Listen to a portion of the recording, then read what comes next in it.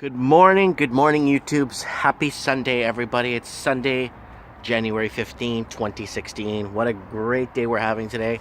It's going to be in the plus 8s and plus 9s all week here in Vancouver. Hopefully it's going to get rid of all this damn snow we've been having. I think plus 9 degrees will melt everything.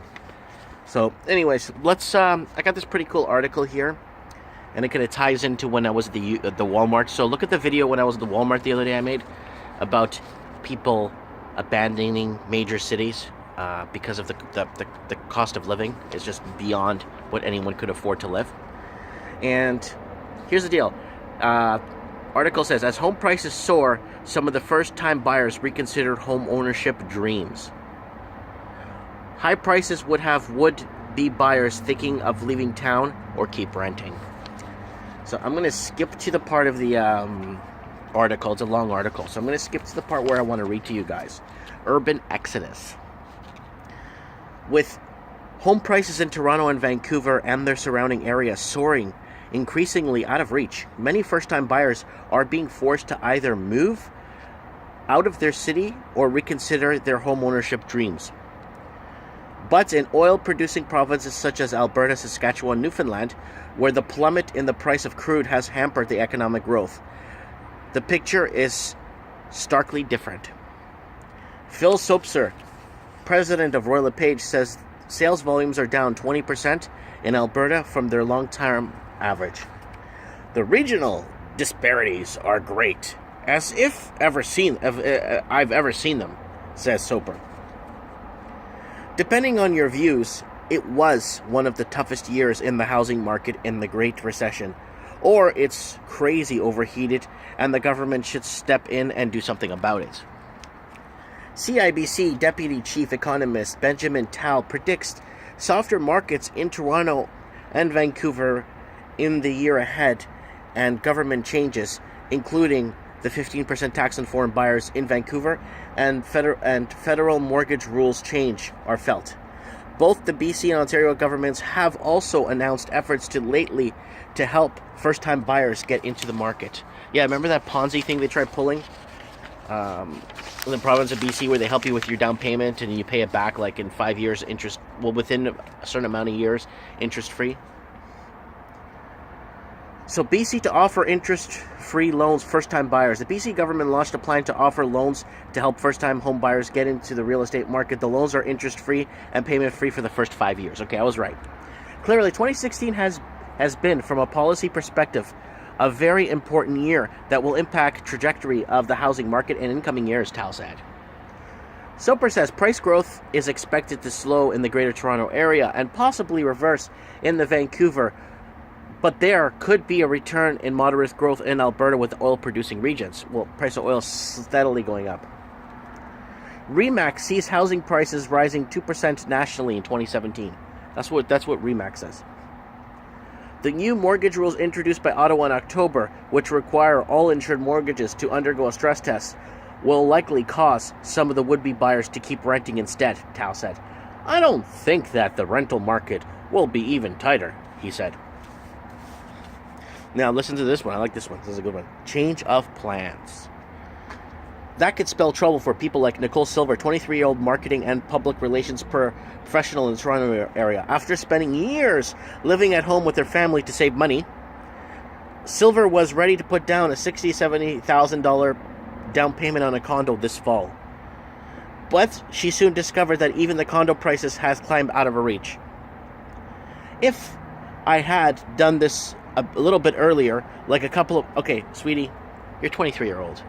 And I'm very, very impressed. At 23, you managed to save 60 to 70 large for a down payment on a condo. I'm very impressed, sweetie, that you've Nicole Silver. I'm really impressed that you went out and actually got this. You succeeded with that. I'm very impressed in today's age. Living with your parents, sometimes you get a little tempted to spend money on here, spend money on there, go out more and do more things because you got more of that freedom, but if I had done this a little bit earlier, like a couple of months earlier, maybe it would have been better, Silver says. I feel like every month is getting worse and worse. I think people are kind of told that renting is irresponsible somehow. Ryerson sociology professor Heather Rolgan said. Although she's still keeping an eye on the market, Silver says she's more or less resigned herself to renting. I don't want to just be paying rent to live somewhere in someone else's home, she says. I'm not very happy with that, but it's the reality. Well, it's the reality, and people are being massaged into this. People are being massaged at a young age into this whole thing that you will never own a home. Just deal with it. Go with the flow. All the millennials, all the new youth coming out, just do it. Just rent. You're okay. You're okay. So they're massaging it into the people that it's a normal thing, you know, that you can't afford to buy. Heather Rogan, assistant professor of sociology at Ryan University, says homeownership is important to many Canadians because it's culturally constructed and economic security. I think people are kind of told the renting is irresponsible somehow. However, buying a property is not necessarily more economically secure, Roland says, particularly for lower income earners who take large debts and therefore become vulnerable to changes in the interest rates. So if you have a variable rate mortgage, I would contact your bank to find out if you could rewrite.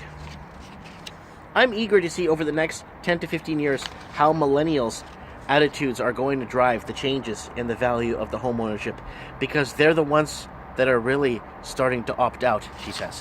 So what's happening is a lot of people are being massaged into this whole, it's okay, home ownership, is only mainly for super rich people. Home ownership, you just go ahead and rent. That's the attitude people are accepting now, and I don't accept that because it's a free market. See, the thing is, we're a free market society, right? And the problem with the free market society, it allows other countries to come in and just purchase, other rich people to come in and purchase underneath our own futures, our children's futures, and that is not a good thing, because it's actually an extremely bad thing, because now our children going forward. But the thing is, we're going to have less children, because we can't afford to. So now, because we have less children, they have to bring in more immigration to top it off, because Canada's immigration is our death rate's higher than our birth rate. So we got to bring in more people into the country to kind of top it off, so it doesn't look like it's in decline. But because the people can't afford to buy here, it's so expensive because of the free market we set up. It's gotten more and more expensive, and more jobs disappear to other people. And other people want to come here and work at banks, at government jobs and stuff. So the typical Canadian that went to school here, that's educated, that did everything, is going to have a really hard time finding a job, because now they have to compete with other people. And that's a big deal. Then not only that, it lingers into home ownership. Then people come with lots of money, and it's hard for home ownership. Now, once you lose the home ownership aspect, people start losing faith. They start killing, their spirit starts to die, feeling that they're never going to own anything. What's the use? And home ownership creates a sense of freedom and somewhat individuality in a person. You know what I'm saying? And that's the Canadian dream, right? America has a dream. Everybody has a dream, right? The whole white picket fence thing. But what's breaking my heart is now the job loss in the early 2000s, right through, where jobs were taken by other people coming in, and they want to work too. But the problem is, it starts to lead to home ownership loss, and then it starts to lead to people from the actual people from the country, professionals, need to leave their own cities and have to go into other places to live, because they can no longer live in the, and like I said in my other video, where are people going to go now because of the shortage in babies and people having babies, Canadians having babies, and the huge shortage? Then what happens now? They bring in more, they keep continuing bringing in more immigration to top it off, so we're not in decline.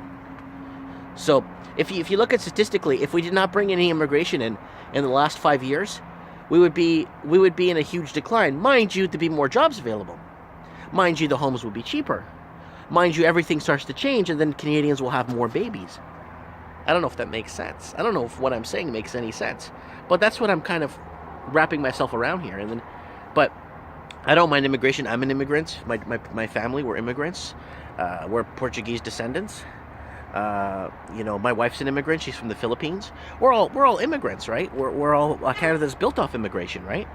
But The problem is it's got to reach a certain plateau where we're overdoing it, and we need to take care of the homeless here. We need to take care of the people with mental illness here. We need to start taking care and infrastructure our streets and stuff before we, bring in a huge ton, massive immigration, right?